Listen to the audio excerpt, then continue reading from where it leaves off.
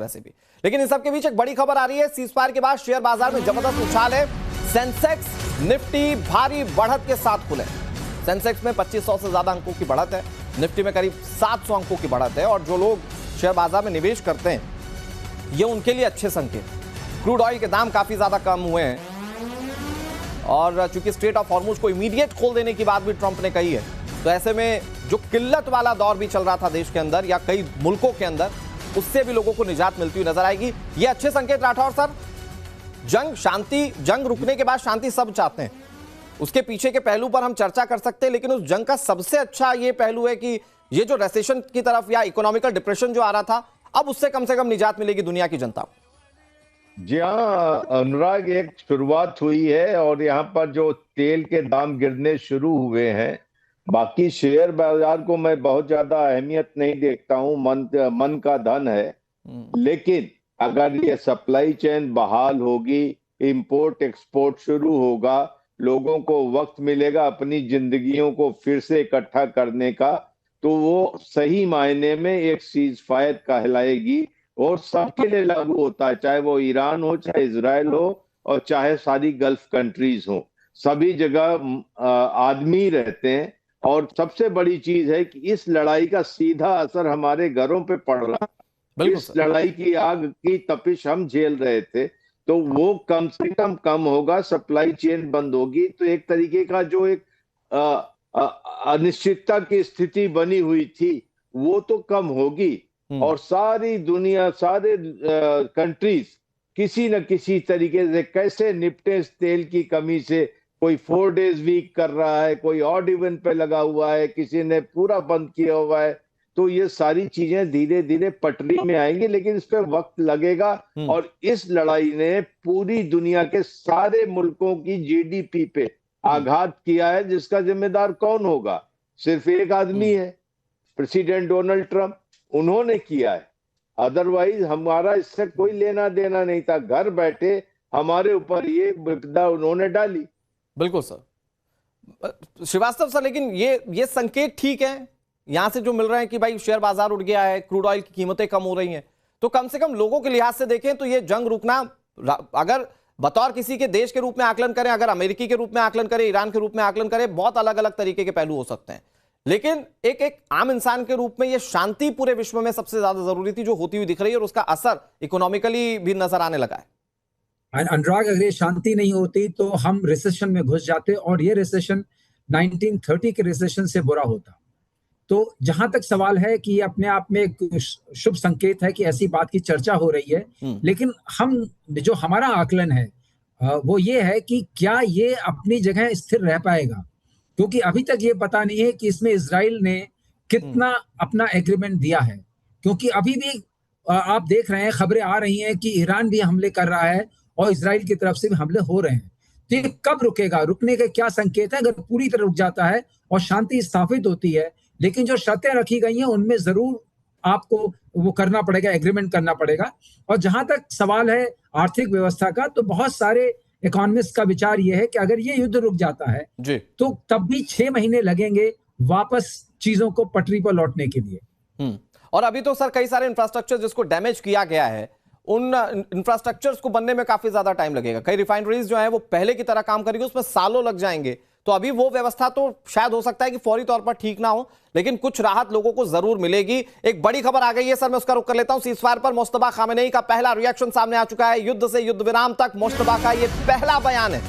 हालांकि कल तक अमेरिका की ओर से इस बात की चर्चाएं थी, जो बात सामने रखी जा रही थी दुनिया के, कि मुस्तफा खामेनेई कोमा में और कोमा शहर में उनका इलाज जारी है। यह कल तक कहा जा रहा था, लेकिन अब पहला रिएक्शन सामने आ चुका है और खुद अमेरिका यह कह रहा था कि मुस्तफा खामेनेई के ही सहमति के बाद यह सीजफायर लागू हो रहा है। और अब मुस्तफा खामेनेई का जो पहला रिएक्शन सामने आया उसमें उन्होंने सेनाओं को फायरिंग रोकने के आदेश दे दिए। तुरंत फायरिंग रोकने के आदेश दिए गए, सभी यूनिट्स अब मिसाइल हमला रोक दें, यह मुस्तफा खामेनेई कह रहे हैं।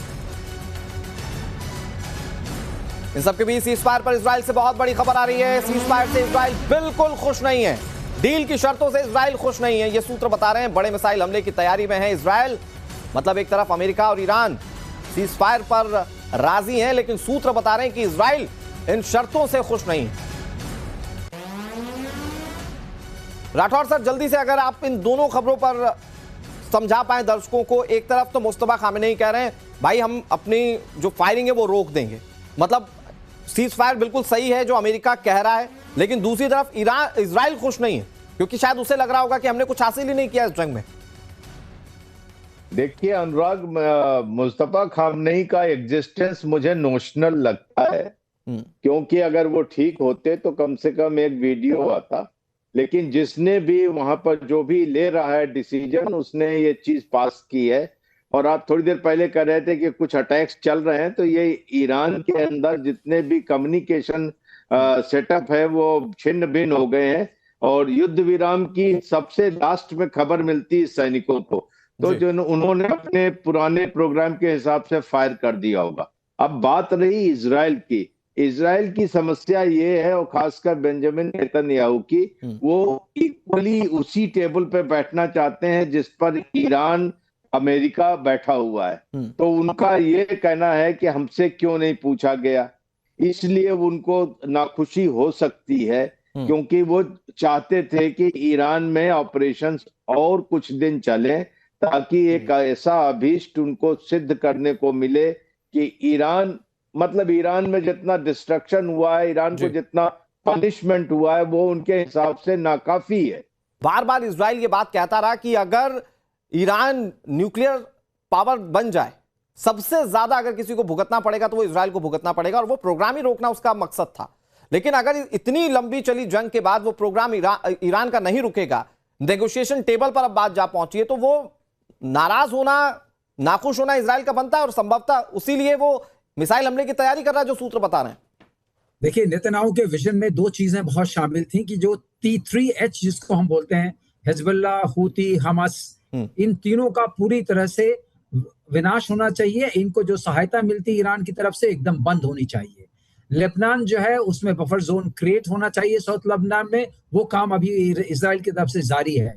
और उनका एक और विजन था ग्रेटर इजराइल का, जिसके अंदर फिलिस्तीनियंस का कोई स्थान नहीं था।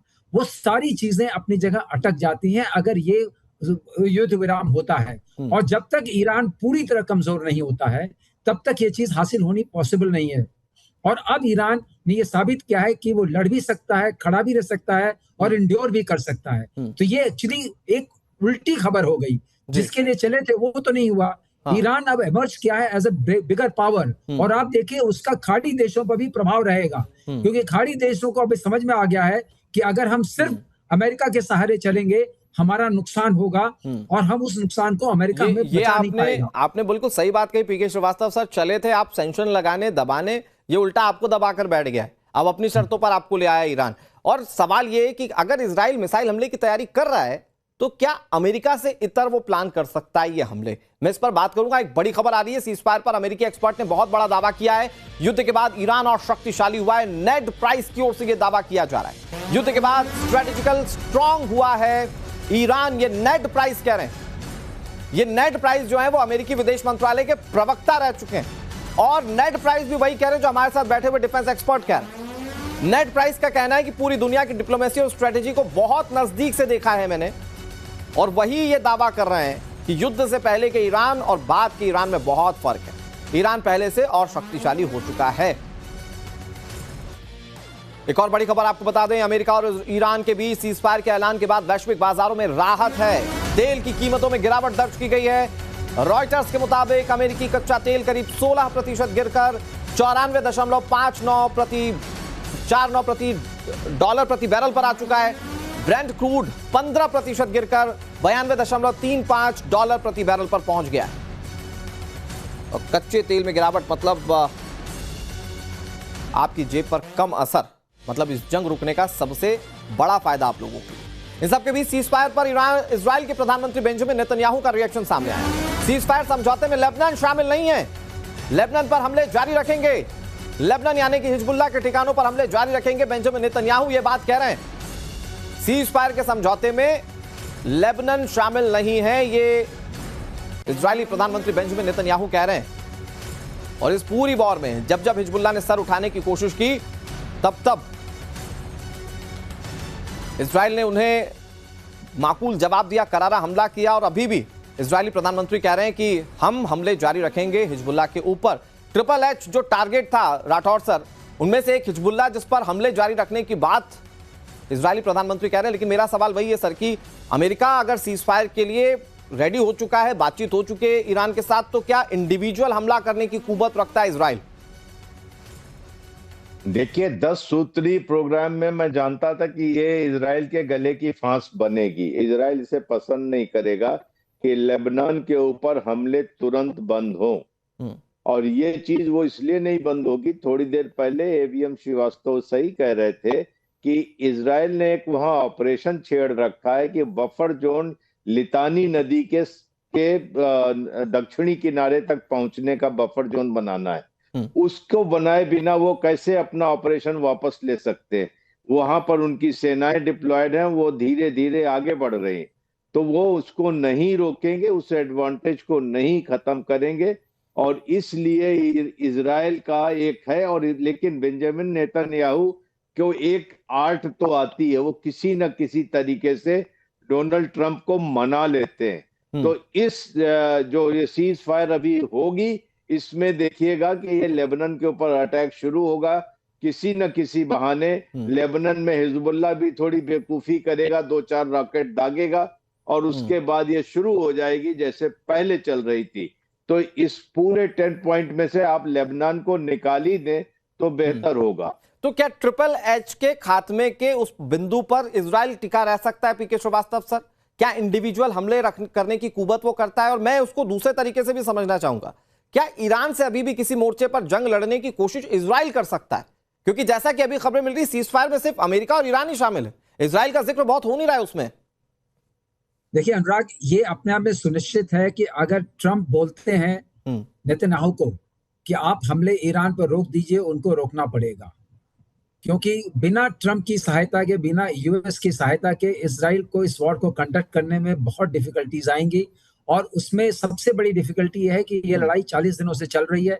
उससे पहले वो वहां भी, तो यहाँ पर इंटरसेप्टर्स जो हैं जिनसे आप अपनी सुरक्षा करते हैं, वो उनकी कमी बहुत ज्यादा होगी, और बहुत ज्यादा वो जो है उसके लिए इंटरडिपेंडेंट है अमेरिका के ऊपर और अपने इंडस्ट्रीज के ऊपर। तो जहां तक सवाल है कि इसको कैरी ऑन करने के लिए ऊपर से प्रतिष्ठा का भी सवाल है। अगर नेतन्याहू ट्रंप की बात नहीं मानते हैं तो आप समझ लीजिए पॉलिटिकल लॉस जो ट्रंप को होगा वो और भी ज्यादा होगा। तो इसलिए नेतन्याहू को उनको मानना ही पड़ेगा। लेकिन हाँ, जो बात कह रहे हैं कर्नल राठौर बहुत सही कह रहे हैं कि नेतन्याहू ये कहेंगे हम ईरान पर हमला नहीं कर रहे हैं, लेकिन लेबनान के जो दक्षिणी जो उसका किनारा है, जो लितानी रिवर के साउथ में पड़ता है, उसका बफर जोन बनाना वो एक अलग प्रयास है। लेकिन आपने बहुत अच्छा सवाल पूछा, अगर वो प्रयास जारी रखना चाहते हैं और ईरान खड़ा है, तो आप समझ लीजिए उसकी लाइफ लाइन हिजबुल्लाह की खड़ी हुई है, क्योंकि हिजबुल्लाह का डिफेंस बजट $1 बिलियन था जो उसको ईरान प्रोवाइड करता था हर साल, और $1 बिलियन जो है बहुत सारे देशों का डिफेंस बजट नहीं है। बिल्कुल, तो आप समझ सकते हैं उसके पास अगर रॉकेट लॉन्चर्स खरीदने हैं, ड्रोन्स खरीदने हैं, मिसाइल्स खरीदनी है, गन्स खरीदने हैं, उसके लिए उसके बाद बहुत बहुत आर्थिक संपन्नता है। तो हिजबुल्लाह को बिना ईरान की सहमति के खत्म करना ये भी है कि इस जंग में बहुत कुछ खोया ईरान ने भी है, वो भी चाहेगा सीज फायर हो। तो क्या ये भी एक संभव है कि वो अब तक जो हिजबुल्लाह का साथ देता आया ईरान, कम से कम शांति प्रयासों के लिए हिजबुल्लाह को छोड़ दे और इजराइल को कहे कि भाई आपका ये शिकार है तो आप इसको अपने तरीके से डील कीजिए? मैं पीके श्रीवास्तव से फिर आ रहा हूं आपके, एक बड़ी खबर आ गई है, उसका रुख कर लेते हैं। हाइपोथेटिकल बात मैंने कही सर, जाहिर बात है कि आप तकनीकी बिंदु पर बात करना चाहेंगे। एक बड़ी खबर है, सीज फायर को लेकर ईरान का पोस्ट, ईरानी सभ्यता के आगे अमेरिका झुक चुका है। तस्वीर में ट्रंप को झुका हुआ दिखाया गया, वो तस्वीर भी हम आपको दिखाएंगे। और बहुत बड़ी खबर आपको ये दिखा रही है, देखिए कल डोनाल्ड ट्रंप, ये ईरानी सभ्यता का मामला क्या है मैं आपको समझाता हूं। कल डोनाल्ड ट्रंप डेडलाइन पूरा होने से पहले कह रहे थे पूरी सिविलाइजेशन को खत्म कर देंगे, लेकिन डेडलाइन खत्म होने से पहले पहले सीज फायर हो गया, जंग खत्म हो गई। और अब ईरान कैसे मजे ले रहा है, ये बिल्कुल सही शब्द है। जंग के बीच में इन शब्दों का इस्तेमाल बहुत कम आपने सुना होगा, लेकिन मैं आपको बता रहा हूं क्योंकि ये सीज फायर हो चुका है और उसके बाद आप देखिए ईरान कैसे मजे ले रहा है डोनाल्ड ट्रंप। वो बच्चों वाले वीडियो बनाकर पहले भी एआई के जरिए खूब मजे ले चुका है डोनाल्ड ट्रंप की, अब कैसे मजे ले रहा है ये जरा तस्वीर आप देखिए बिग वॉल पर, और थोड़ा फोकस करके दिखाइए। ईरानी सभ्यता प्राचीन सभ्यता है और ये सभ्यता खत्म कर दी जाएगी, यह डोनाल्ड ट्रंप की ओर से कहा गया था। लेकिन यह जो पोस्टर जारी किया गया है, ईरानी झंडा आप देख सकते हैं, ईरानी सभ्यता को देख सकते हैं आप, बड़ी प्राचीन सभ्यता है, और वहां पर डोनाल्ड ट्रंप कैसे नतमस्तक है, बाकायदा झुके हुए, अपनी रेड टाई के साथ, अपने सूट बूट के साथ। यह डोनाल्ड ट्रंप है। और सवाल यह है इन तस्वीरों के साथ, यह अमेरिका एक्सेप्ट करेगा क्या? यह डोनाल्ड ट्रंप एक्सेप्ट करेंगे क्या?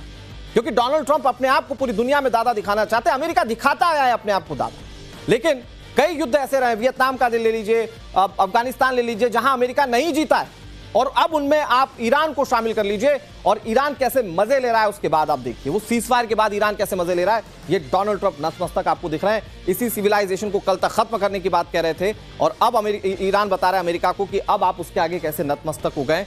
ये तस्वीरें ईरान की ओर से साझा की गई। इस बीच एक और बड़ी खबर आपको बता दें, अमेरिकी राष्ट्रपति डोनाल्ड ट्रंप का बयान सामने आया है। ईरान के साथ युद्ध विराम समझौता अमेरिका के लिए पूर्ण और निर्णायक जीत है। ट्रंप का कहना है कि उन्हें विश्वास है कि ईरान को बातचीत की मेज पर लाने में चीन की भूमिका थी। उन्होंने कहा कि समझौते के तहत ईरान के यूरेनियम का पूरी तरह से ध्यान रखा जाएगा। अब ये तो भाई फेस सेविंग का एक तरीका है अमेरिका का कि भाई हम भी जीत गए। मतलब राठौर सर चार लपड़ खाने के बाद अमेरिकी राष्ट्रपति कह रहे हैं हमने भी तो एक मारा था। ये तो वही वाली बात दिख रही है सर। अनुराग, ये लपड़ बहुत दिनों के बाद सुना है मैंने। सर वो डोनाल्ड ट्रंप के लिए इस तरह की मजाकिया चीजें निकल आती हैं। लेकिन बात ये है कि जो भी गलती करता है तो आज के युग में उसको सुनना भी पड़ता है। और ईरान एक अंडरडॉग था, ईरान ने सबसे ज्यादा सफर किया है, तो ये एक नेचुरल इंस्टिंक्ट होता है मनुष्यों में कि अंडरडॉग के साथ सिंपैथी होती है। और ईरान के कितना नुकसान हुआ है वो अनइमेजिनेबल है। बिल्कुल। और ईरान को उसकी भरपाई करने में कोई दो राय नहीं है सर, इसमें कोई दो राय नहीं है। और जाहिर बात है कि वो पाषाण युग की तरफ ईरान जाता हुआ भी दिख रहा था। पीके श्रीवास्तव सर मुझे माफ कीजिएगा, वक्त इतनी इजाजत दे रहा है, लेकिन बात रही सही इतनी है, एक टारगेट के साथ अमेरिका ने हमले किए थे, और उन टारगेट में कहीं मैच करता हुआ अमेरिका नहीं दिखाई दे रहा है, और बातचीत की मेज पर आना अमेरिका अपने लिए जीत मान रहा है।